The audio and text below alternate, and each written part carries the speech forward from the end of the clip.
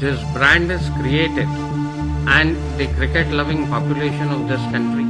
শেষ রক্ষা আর হলো না সেই দুর্নীতিবাজ আম্পায়ারের। পালাতে গিয়েও হাতে নাতে ধরা পড়ল পুলিশের কাছে। বিস্তারিত জানতে দর্শক ভিডিওটিতে একটি লাইক দিয়ে চ্যানেলটিকে সাবস্ক্রাইব করুন। কথায় আছে চোরের 10 দিন গৃহস্থের 1 দিন। ঠিক তেমনটাই হলো বাংলাদেশের বিপক্ষে আম্পায়ারিং করা সেই দুর্নীতিবাজ আম্পায়ারের। বাংলাদেশের করা মামলায় ইউএসএ পুলিশের কাছে ধরা পড়তে হয় তাকে। গতকাল দক্ষিণ আফ্রিকার বিপক্ষে বাংলাদেশ অনায়াসে জিততে পারত, শুধুমাত্র এই আম্পায়ারের ভুল সিদ্ধান্তেই জেতা ম্যাচটা হারতে হয়েছে বাংলাদেশকে। ভুল ডিসিশনে মাহমুদুল্লাহর আউটের পাশাপাশি লেগ বাই আকারের একটি চারও বাতিল ঘোষণা করে এই আম্পায়ার। এছাড়াও তো তাওহিদ হৃদয়ের ভুল ডিসিশনের আউটেই কপাল পড়ে বাংলাদেশের।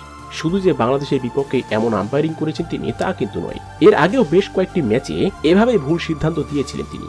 সেদিনের মতো বেঁচে গেলেও আজ আর শেষ রক্ষা হলো না এই আম্পায়ারের।